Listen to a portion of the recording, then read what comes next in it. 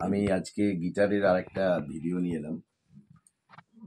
এটা সম্পূর্ণ beginners lesson. এটা গিটার টিউন আমরা কিভাবে করব।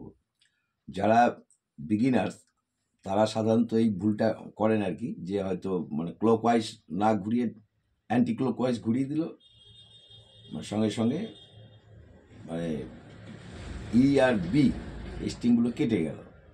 এভাবে হয় আর কি, আমাদেরও কেটেছে। এবং যারা বিগিনার তাদের তো সাধারণত ভুল হলেই কাটবে, কারণ এটা 1 আর 2 এই স্ট্রিং দুটো সব থেকে পাতলা, এদের স্ট্রেংথ খুব কম, যার জন্য বেশি প্রেশার নিতে পারে না। এবার বেশি প্রেশার হয়ে গেলেই তখন এই দুটো কেটে যায়।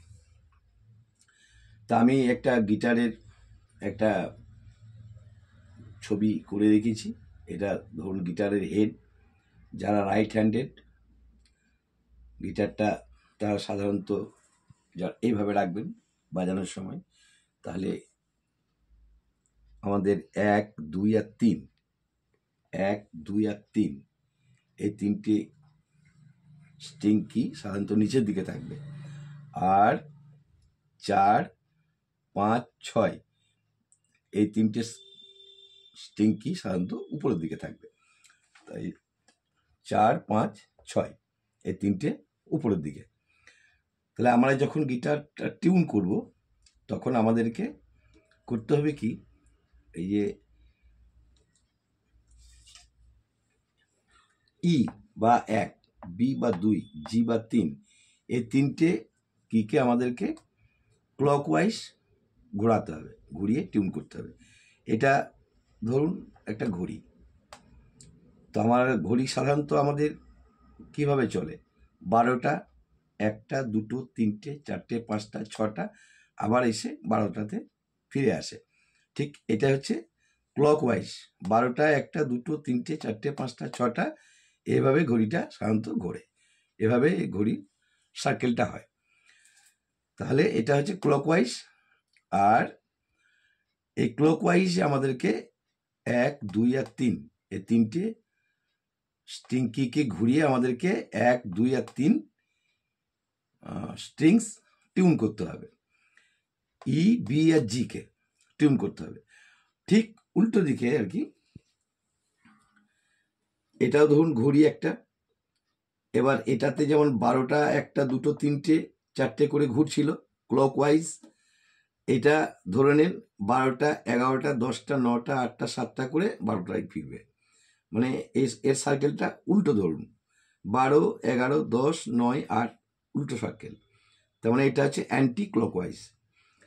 তাহলে আমাদেরকে ডি, এ আর ই, 4, 5 আর 6 এই তিনটে স্ট্রিংকিকে আমাদেরকে যখন এই তিনটে স্ট্রিংসকে যখন আমরা টিউন করব 4, 5 আর 6কে, তখন এই তিনটে স্ট্রিং কিকে আমরা অ্যান্টি ক্লকওয়াইজ ঘোরাবো, ঘুরিয়ে আমরা টিউন করব।